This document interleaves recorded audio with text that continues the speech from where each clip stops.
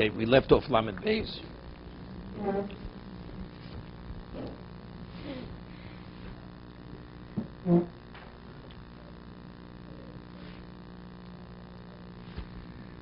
Okay, we left off over here.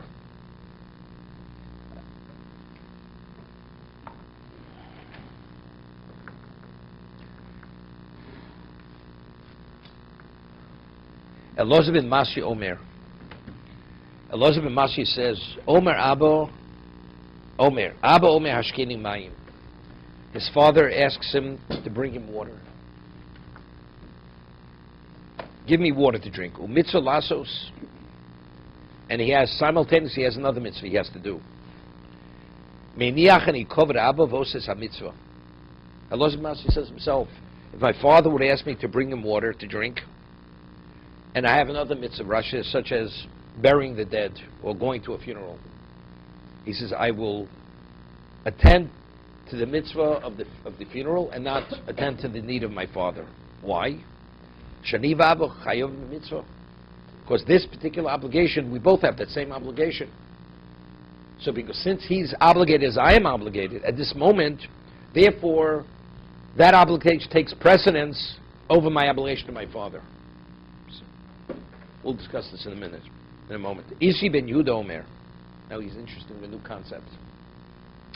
Im efshar lemitzvah le'yosos al yidei acherim. Te'os al yidei acherim. Now, we have a principle that if you find a conflict between the naseh and the lo saseh, right?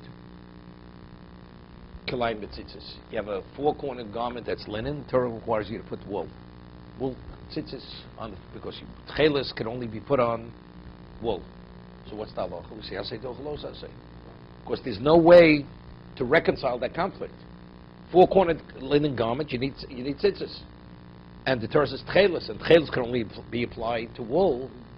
So if you tie woolen strings into that four-cornered garment, what do you create? A combination of wool and linen, and you're permitted to wear it because there's no way to reconcile the two without. One has to supersede the other. So we say asay doch lo asay. What about if it's efshel kaim shneim? There's a situation where you could accomplish both. Efshel kaim shneim, we don't have to say asay doch lo asay. Okay? So then you do it differently. The Gemara Shabbos speaks about what exactly is that case. So let's talk over here.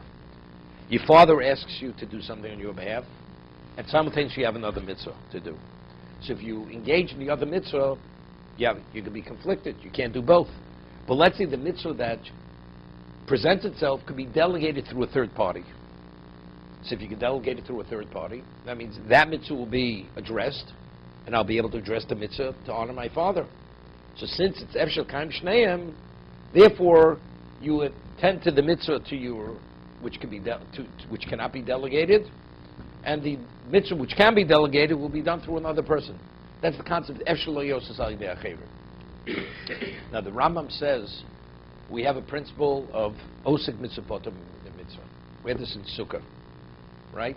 If a person is engaged in one mitzvah, a person is digging a grave, and Zaman Kriya Shema comes. Do you have to stop digging the grave to say Kriya Shema? The Mishnah says he doesn't have to stop. That since he's engaged in one mitzvah, when you're engaged in one, you're absolved of the other. You're absolved of the other. So Tosas says in Sukkah, so if that's the case, if we say Osim mitzvah in a mitzvah, person has a mezuzah on his doorpost. Person is wearing tzitzis. You're absolved from all mitzvahs. Because right now I'm engaged in a mitzvah. So Tosas doesn't mean that. It means if there would be a conflict, one actually infringes on the other. You can't do two things in case we can't do two things simultaneously. When you engage with one, so if the person stops digging the grave, if he says the Shema, that means he has to interrupt the mitzvah of digging the grave. Therefore, we apply the principle of when you engage in one, you're absolved of the other. But if they both can be done simultaneously, one doesn't absolve you from the other. That's what Tosas says in Sukkah. Right? That's the way we rule. Okay? So now, a person is studying Torah, and it comes time to say Kriya Shema.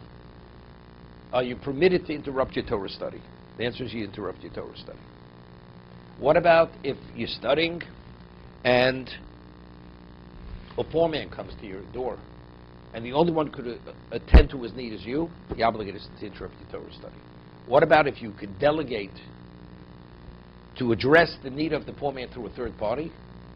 You're not permitted to interrupt your Torah study. And the Ram says this is the only mitzvah that we say when it could be delegated, you have no right to interrupt it. But if you cannot, then you're obligated to interrupt. Any other mitzvah, we apply the principle, also mitzvah potem in a mitzvah, except for Talmud Torah. When it's efshel to say the acherim, that's the only time you don't interrupt your Torah study. That's the Ram Hilchos Talmud Torah. So why Torah is different?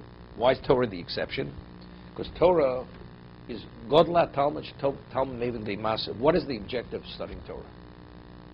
To actualize the mitzvah. That is the main emphasis of study of Torah. But if I'm going to study and not do the mitzvah, then it becomes problematic. The studying is to perform. But if I'm studying and not performing, so this is contrary to what the objective of studying is.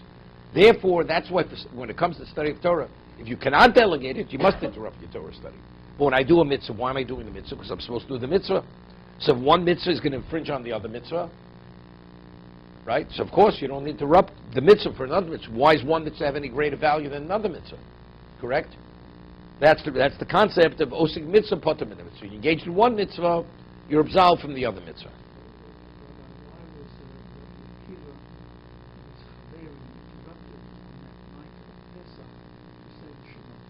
That's exactly it. Firstly, it was up. The time was up. The time was up. It was over. The mitzvah was over there. You're right. Right. Correct. See, they they're engaged. They're engaged in that. It would have been okay to continue. Okay? So now, here we have over here. So, according to Rambam, the only example where it could be delegated is speaking. We're saying is by Talmud Torah. If it can be delegated, you have no right to interrupt. Otherwise, you have a right to interrupt. But regarding other mitzvahs, we say, Osa mitzvah potem mitzvah. Isa ben Yehuda, and the Gemara is going to say in a moment, we rule like Isa ben Yehuda, that if your father asks you to do something, and you have something else comes about. Here he didn't begin engaging yet. He didn't begin engaging yet. Two things come about simultaneously. Right? We're not speaking here, he's digging the grave, now his father asks him to do something on his behalf. That's osa mitzvah potem in a mitzvah. You're engaging one, you're not obligated to interrupt one mitzvah, you're not permitted to do another mitzvah. Here two things present themselves. His father says, I want a glass of water, and a poor man's needs have to be attended to. So which one takes priority? So Isa ben Yehuda says, if it's Eshel Asayidei Acherim, delegate it, and you attend to the needy father. It's not, then it's different. What is it about over here? Okay? So I think it's this. If it could be done through another person, it's a whole different concept. Your father wants you to bring you the water. It's a son attending to the needs of the father. We don't say, if it's us, if shall I say, the acherim, look, you could delegate bringing the water to your father through a third party. Right? So, but we're saying it's delegating is speaking about the mitzvah which is in conflict with the father. Right? The answer is because when a father asks you to do something, he wants you to do it. He doesn't want a third party to do it. So that it's the accommodation. It's the son accommodating the need of the father. If the father would say it's okay, provide for me a glass of water. Whatever way, it's irrelevant. So okay, of course, he should do the other mitzvah because the father himself is only asking that he wants water to be provided. But if the father says to the son, I want you to bring me the cup of water, the glass of water, that means he wants that level of accommodation. That cannot be delegated. So there I'm pitting something that could be delegated versus something that cannot be delegated. So Isa ben Yehuda says that if it can be delegated, you delegate it. Otherwise you don't. Okay?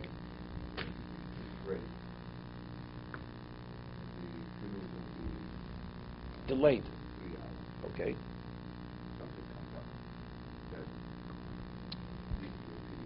Doesn't make a difference. No, because no, you're not permitted. You're not permitted. Osa mitzvah, that is a machlok sushonim. Osa mitzvah potem, it doesn't mean you're absolved or you're not permitted. That itself, that's also a question. Because it's like you're disgracing one mitzvah. How do you give greater value to one mitzvah over another mitzvah? No, not to a mitzvah veris. Over there, even it's a mitzvah veris also. You let it go. You let it go. We'll see. Omer Rav Masno, haloch Isa ben Yehuda. We rule like Isa ben Yehuda. that if a mitzvah can be delegated, that's when you don't interrupt. That's when you give priority to the father. If it cannot, then you don't.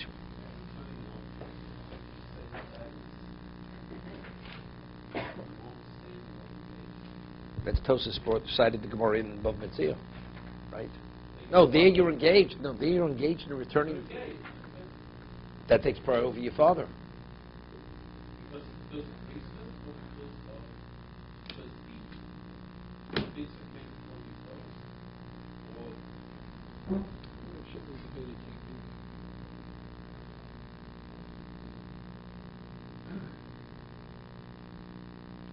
Over there it's speaking where he already has the Aveda. His father says he sees it, and he says, I don't want you to return the lost article. I mean, it didn't present itself yet. Right? I mean, the moment it says, Lo sucha l'salim, you see the lost article, you have to engage immediately. Your father says, don't do that, do something else. And Tosas says, we're not speaking about your father's telling you to do the wrong thing. If your father's asking to accommodate him, his need. The moment you see it. Omrav Yitzhak Bar Shil, Omrav Maslam Rachisto. Ha'ob shemoch la'kvodo kvodo mocho. If a father chooses to waive his honor, that's his prerogative. His honor is waived. The son is not in violation. But Tosa said something interesting a few days ago. Remember? That he quotes the Gemara in Yuma. A person has in mind to eat Bisar Chazir. Will also be able to Bisar Tleh. A person goes to a restaurant, he orders pork, and they serve him venison, kosher venison, but he thinks he's eating pork. There's a level of liability and culpability. So father says in advance, regardless how my son acts disrespectfully, I waive him. I'm waiving my honor in advance, but the son doesn't know that. So the son acting disrespectfully believes he has no regard for the father. There's a claim against the son. So that's why Tosa said before that when he tested him, when he tore the silk in the present of the son, he told him in advance, I'm ochel you. So he should know initially that he's not being in violation. Right? That's what Tosa said. So I'm saying over here, we're speaking about prior, post facto, right? Son already violated law, kibbur ovei. Father says, I'm ochel. It's like anybody before Yom Kippur. Or should he ask people for forgiveness? Okay, I forgive you, but you did the wrong thing when you did it, right? Everybody has a right to it. Here, Mechilo speaking about it prior, right? Prior. The son, father says, anything you do, I waive. When I walk into the room, you don't have to acknowledge my presence. Whatever. Father, that's the father's prerogative. Right?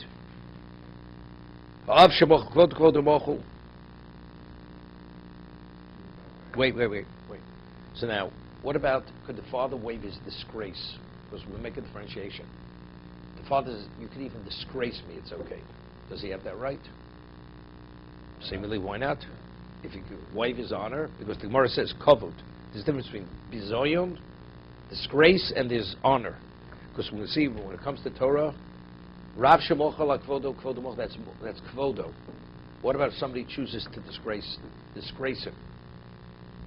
He has no right to waive that. Kavod you can waive, to treat you special, that special acknowledgement treatment that I could waive. But if he goes and he disgraces the person who represents Torah, that he has no right, because that's disgracing Torah. But if he didn't represent Torah? No, of course. Then why not? I have a right. I have a right to choose. I want to be disgraced. I ask you to disgrace me. Do I have a right to yeah, I can do anything I want, right? When it comes to a Talmud Chacham, he's not permitted to put himself in positions because he's disgracing Torah. That's an abuse. Here it's not offering that special accommodation, the special acknowledgement. Because as I mentioned, Metzora says, Kohen shemochel kvodo kvodo mochel. But what about to disgrace a Kohen? It says vikidashto. Right? He has first rights. He should be pointed out that he's special. He says, it's okay. I'm willing, to let it go. But to disgrace the Kohen, Metzora says, la alocha, you're not permitted to disgrace a Kohen. Because that's not his to waive. Because that represents Shevet Kuna. It's what he is. Okay? The story with Aaron, was it the Abusha on the institution or on Aaron when the woman spit his eye? It's a good question. I mean, Aaron had the woman spit in his eye. We'll discuss it. To see whether it was a disgrace. He was willing to be disgraced for Shalom Bayis. But if it's on himself, then he said... But he's a Kohen. He's a Kohen. He was the Kohen Gadol. Even more than that. No, the Gemara is going to say a king cannot even waive his honor. A Kohen can waive his honor. A king cannot even waive his honor. It's based on a pasuk. Because a king, there has to be a certain aura. And if he waives it, that aura is going to be undermined. And he will not be an effective king. For that reason. But I think the same would apply to... No, Kohen is not an aura. No. The same concept. Yeah, but the Gemara is going to cite a pasuk. Once you study Torah, although initially it's Torah Hashem, once you study it, it becomes your Torah. It's based on pasuk and Tehillim. It's yours. You have a right to waive it. The honor. Why is a king a king? It's not. He was appointed. It's not something he acquired. As a result of that, he's not waiving his honor. This is the honor of Klal Yisrael. He has no. Where do you have a right to waive the honor of Klal Yisrael? You have no right. Isn't it lack of kavod of the Zohar? What? No. Why? It's not a. We pointed out. Talmud Chacham comes to a room, and you don't acknowledge him, and he says it's okay. You don't have to stand for me. Talmud Chacham comes within 4 cubits of the person. You have to stand to acknowledge his presence. He says it's okay. You're not disgracing him. See, the Gemara is going to see something else. Let's say an ordinary person comes into a room, and you stand for him. Now a Talmud Chacham comes in, and you don't stand for him, and he waived his honor. That's a disgrace. That's a disgrace. But if people stand for no one, and the Talmud Chacham says, "Look, I don't want to be acknowledged," so it's not a disgrace. Nobody's acknowledged. If he would be acknowledged, that's an honor, right? That he has a right to waive.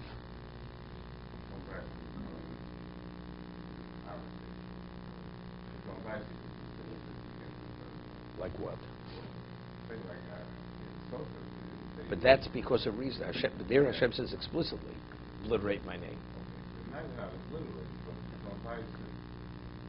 So Torah says it's mitzvah saseh. For Shalom Bayis, you permit to skip Kriya Shema. I'm asking you, permit to Kriya Shema. Hashem allows his name to be obliterated. You can't. You permit it to eat for Shalom Bayis. A wife says, well, I want you to eat not kosher. Not kosher. Shalom Bayis, that's the overriding factor. There's no over... You're doing the wrong thing. You're not permitted. So if the Torah says vikidashto, you have to be acknowledged. Okay, you have a right to waive your honor. But if a woman spits you in the eye, she's disgracing you. Okay? Okay. See, within a certain context, he's not being disgraced. Right? Why did Aaron, if let's say people would understand why he's being spit in the eye, he's not being disgraced. It's to spit on a person to disgrace him, that's a disgrace. Would he have a right to spit on a person? Right? But firstly, there he said to the woman, I have an eye ailment, and the doctor said saliva is the only way which will remedy my ailment. So in that context, it's not being disgraced. What did he do? He minimized himself, but a disgrace is not a disgrace. It's like, a doctor examines a person and says, could you please take off your clothing? The man disgraced me. He asked me to take off my clothing. Well, if you want me to examine, you have to take off your clothing. It's not a disgrace. So in that context, so if he's putting it, spit in my eye, because that's the only thing that could remedy my eye, fresh saliva, that's not a disgrace. Okay? So, Rav Chisda says, but a Talmud Chacham who waives his honor, it's not waived. We don't rule this way. Even if the Rav waives his honor, it's valid. What's the basis for this? Shenemar, Vashem holech lefneim yomam. Yeah. Hashem, he traveled before us during the daytime in a pillar of cloud, at night a pillar of fire. God has travels. Is God our scout? God is acting as our scout. So he's disgracing himself. Or he's definitely, it's not honorable. The king should be the scout. You know, it's like you say to a person, could you please go outside and tell me what it looks like? Is it going to rain or is it going to be a nice day today? You know, that's honor. But Hashem is leading us through the desert. Right? Omer Rava, so Rava says to Rav Yosef, what kind of proof is this? We're talking about Hashem. It's God's world. The Torah dilehi. And it's God's Torah. Mochali likri. He has the right to waive his honor. Everything is God's. A person has money. You know, a person says, you know, you spend money so freely. Why don't you give me so I can spend freely? What do I have to do with you? When I spend it freely, it's my money. You spending it freely, but it's not your money. So Rava says to Rav Yosef, the world is Hashem's world, and the Torah is His Torah. He can do whatever He wants. But when we study His Torah, and we waive it, we're waiving His honor. Because the Torah says, where do we have a right to waive the honor of the Torah? This is what Rava says to Rav Yosef on that. He answers him, Ocho, Torah dilehi. He says, no, Torah is also His. The Torah belongs to the person. So Rashi cites the pasuk. Hocha Torah dilehi. Omer Rava ain't. So Rava answers yes. Torah dilehi. Dechsiv uvetoroso yegya yom avaloilo. So Rashi cites the whole pasuk. The more only quotes the end of the pasuk. It says in the pasuk, Ki im b'Torah Hashem chefzo. In the Torah of Hashem is His desire. So we're quantifying to what is Torah? Torah's Hashem chefzo. Ubetoroso yega, and in His own Torah He will meditate or He will study. Betchilo He nikras Torah Hashem. Initially, before you study, what is Torah? It's Torah Hashem. Umishel londo v'gorso He nikras Toraso. When you study it and you retain it, it's called Toraso. It's interesting. Wait one second. Not simple. You know, Rashi, every word in Rashi is written with a specific intent. He should say, Mishalomdo, Nikris Toraso. Once you study it, it's Toraso. Rashi adds, Vigorsa. What is Gorsa? Gorsa means you retain the text. Gorsa is you retain the text. It's not studying.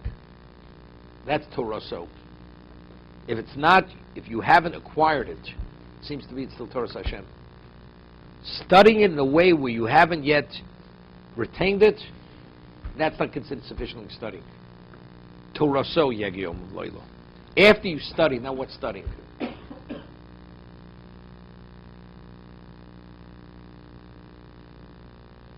How would you have a Gemara brachos? Okay. You know, there's a famous question.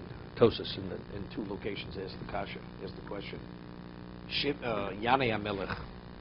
Yanai was a Hellenist king, and he was a Kohen. And his mother, before he was born, was taken captive by non-Jews, and his father was a Kohen. So a shvuya, small, good enough, and a captive woman, rabbinically, a Kohen is not permitted to marry. Why? Because if she was raped by the captive, who was a non-Jew, she's a zona. So there was a question, and he himself assumed the position of Kohen Gadol. So the Chachomim, they criticized him. They said to him, it's more kiddushin, they said to him, Hoset tzitz mi beinei necha. Remove the tzitz, that's the gold plate that he wears on. You take it off him, you're not qualified to be the Kohen. So somebody was there who whispered something in his ear. He says, these rabbis, they're criticizing you. It says he killed all the Chachomim. Killed all the Chachomim, Yanai. So, but he had a special brother-in-law. Shimon and Shetach was his brother-in-law. So the queen was the sister. So as much as her husband wanted to kill the Chachomim, she sent him into hiding. And she protected him.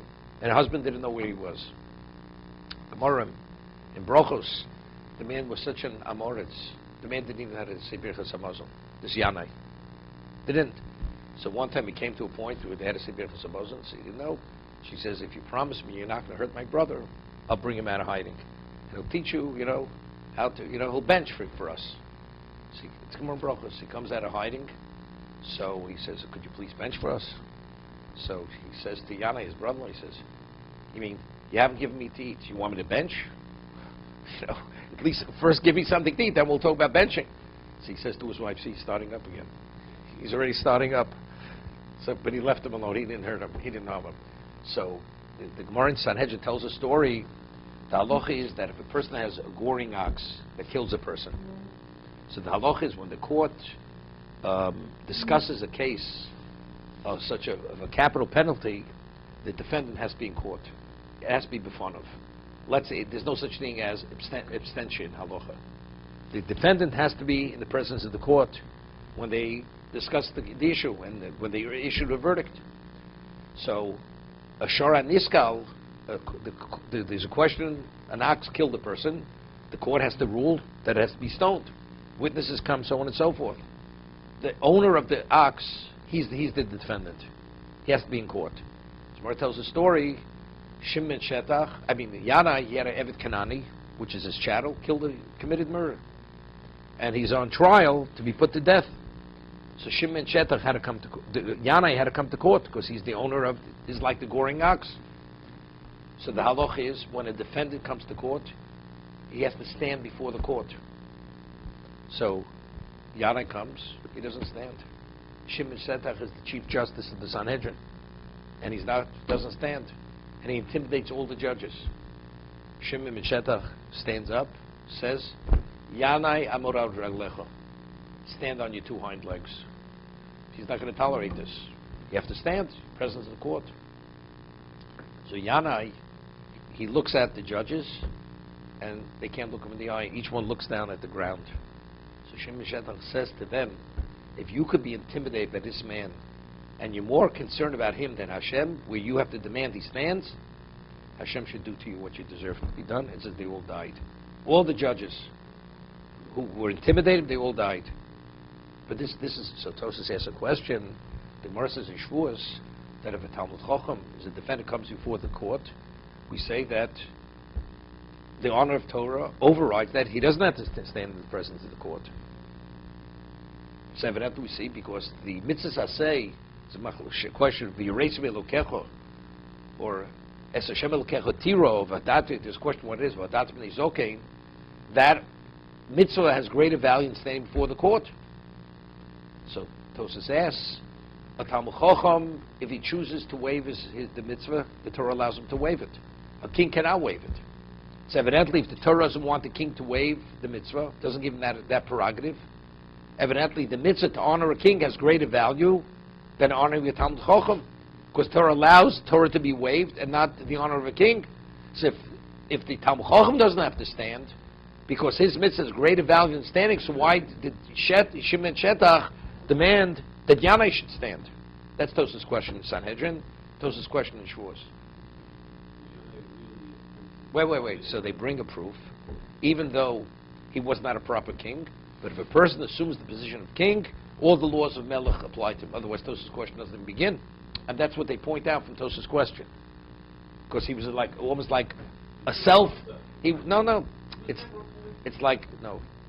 He was, because we find, the Chashmonoim during Bayesheni, after the Greeks were driven out, who were the kings? The Chashmonoim, they were the kings. They were, even though a Kohen is not supposed to be the king. According to Ramban, that's the reason why there's no remnant of the Chashmonoi family, because they violated what Yaakov had said. Lo Yosef Shevet mi Yehuda. Kingship belongs to Yehuda, not to Shevet Levi. Okay? Doesn't make. But let's talk about the question. So, what would you answer as an answer?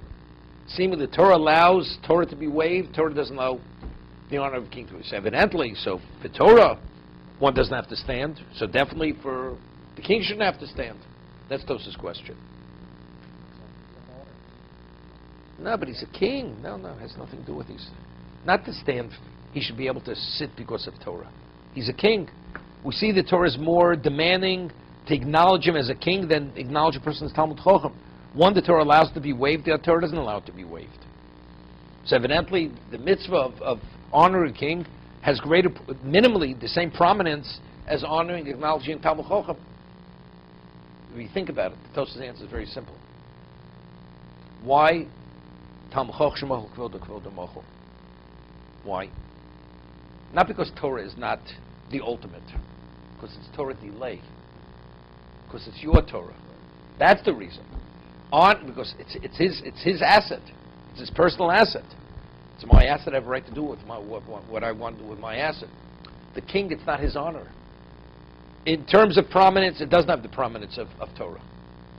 Why could the Talmud Chacham waive it? Because it's as it says, Torah delay. It's still the Hashem's Torah. No. The Torah, Hashem says, once you've acquired it, ki lekach tov nosati lechem. Torah seyatos ovu. It's given to you. You study it. It's yours. It's your Torah now. How do we do with the brachas? I just put it down. Okay. As opposed to a king, then nobody. No, so in terms of value. Acknowledge a king's value is not greater than standing in court. You must stand before the court. It's a mitzvah saseh. The king. And he wants to stand, he has the right to stand. He can't, even though he cannot, it's irrelevant. But the mitzvah to stand before the court has greater value than acknowledging a king. But Torah, which is the ultimate, that even though he has the right to waive it, nevertheless, but if he doesn't choose to waive it, right, that's the answer. No, Yanai, no, has nothing with on. Yanai is not a Talmud Chacham. Yanai has no relevance. Not Shimon Shetach. Any Talmud Chacham. Shimon Shetach was the Chief Justice. He demanded of him that he stands.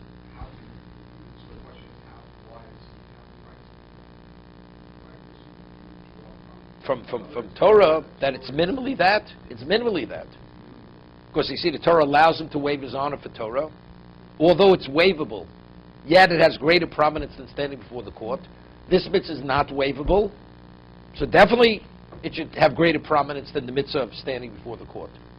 Therefore, the king should not have to stand. So the answer is very simple. In terms of its innate value, Torah is the ultimate. Why the Torah allows him to waive it? Because that's his honor. He has no right to waive it. He has no right to waive it. But what is the status of the mitzvah? But what is the status? The court has no right to waive it. The court has no right to waive it. No, the Torah says the defendant must stand before the court. How does the court have a right to waive that? This is the protocol of the court. The defendant has to stand before the court.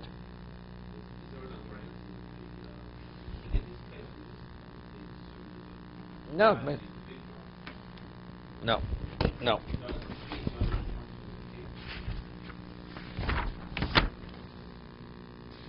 Yeah. Here. The Gemara says in Brachos,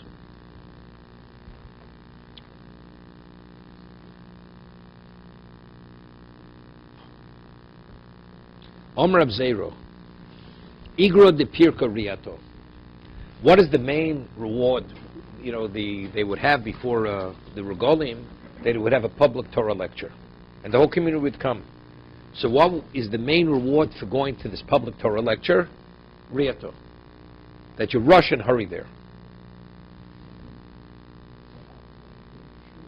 Vavam et beis. Omer Abai Igro de Kalo Dochko. 1 second. Omer Rav Igro de Shmaitza Svoro.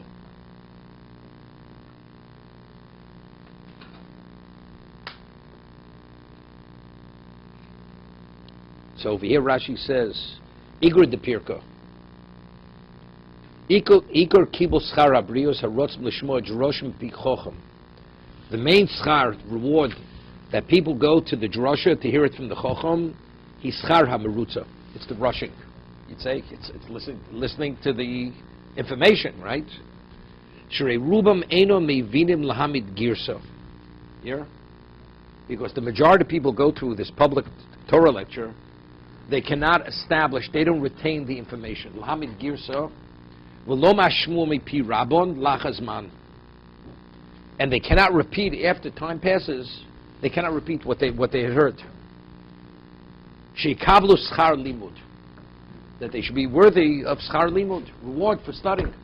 That if you don't retain it, that after a period of time passes, that you're able to be lahamid girs, you retain the text, to be able to say it over, you receive no reward for studying. That's what the Rashi, and that's what he says. So what is the reward for going to a public lecture? Rushing towards it, because you show its value. What does a person rush to? Something which is of great importance.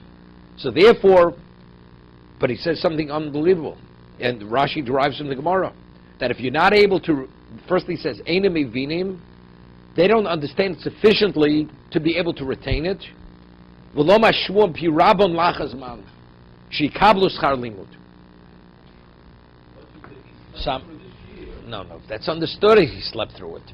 He says they don't understand sufficiently to retain it, to be able to say it over after some time passes.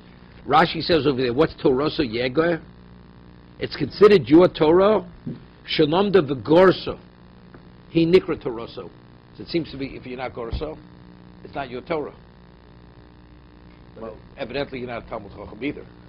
You understand? If you don't retain anything, person, I studied enormous, but what do you know? You know nothing. So what? That's a Talmud Chacham. It's nothing. Is Rashi saying he gets no star like Tosfos? Rashi says over there. No, we didn't quote Tosfos. I thought that was Tosfos. No, Rashi. I was reading Rashi. Rashi and Brachos. Says he doesn't receive. If you're not able to repeat the Torah that you studied after some time passes, you have received no schar. So someone who does Daf Yomi, let's say, or even any Gemara, and learns it that hour, and then the next day doesn't even remember what they learned the previous day. Let's talk better. Half an hour later, he doesn't remember what he studied that day. Right. Right? As they say, in one ear, out the next. Yeah. Out the other. I'm not sure. According to this, then nobody argues with Rashi. But then going to the shear. Going to the share, yeah, that you spent the time there, that has value. How much value is that Right. worth? You could have been in the office and you were at the Daf Yomi. That has value. But in terms of Talmud Torah, it seems to be almost no value. But I also think because at that time, they learned differently. They didn't have scholarship. So they basically transmitted it, they learned it. So what about if we have the Gemara and you can't transmit anything? Person says, could you please teach me? Here, take the book. That's transmitting of Torah. It's nothing. You might not be able to remember, but when you look at it again, it comes back to you. It's good.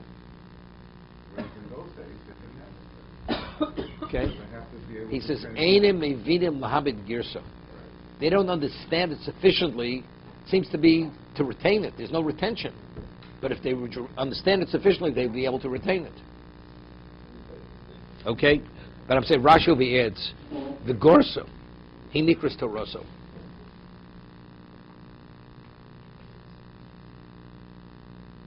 The word yeah, I guess, right? The idea, like fixing the also, you're doing an action. Okay, I just want to go a little further. So we're saying a Talmud Chacham has a right to wave his honor. Somewhere tells over a story. But Rava, Mashki le behilula debrei. Rava, at the wedding of his son, he was giving out drinks. He was pouring drinks for his guests. Okay.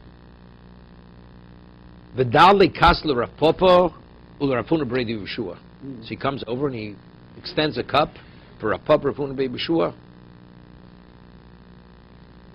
V'komi mikamei. And they stood. When he came over to pour the drink, they acknowledged him. They stood. The Rav Mori, the Rav Pinchas, Brei Rav Chisda v'lokomi mikamei. And when he came over to Rav Mori and Rav Pinchas, the son of Rav Chisda, they didn't acknowledge him. Well, evidently, if he's pouring the drinks, what is he doing? He's waving his honor, right? Even though he's the host, but he's waving his honor. He should be the one to pour the drinks. He has a right to wave his honor. So when he went over to the first two to offer the drinks, they stood up for him. When he came over to the second two, they don't stand up for him. It says Ikbid. He was upset. Rava, Omar, Hani Rabbonon. Rabbonon, Hani Rabbonon, Lab Rabbonon. You mean the first ones because you're Talmidei Chachamim, you feel you don't have to stand.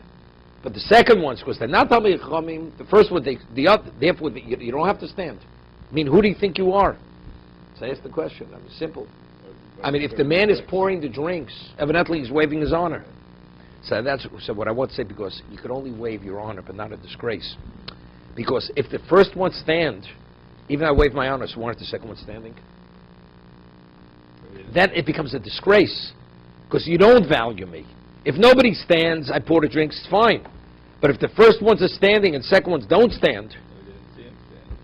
what do you mean? They knew. They were at the same wedding.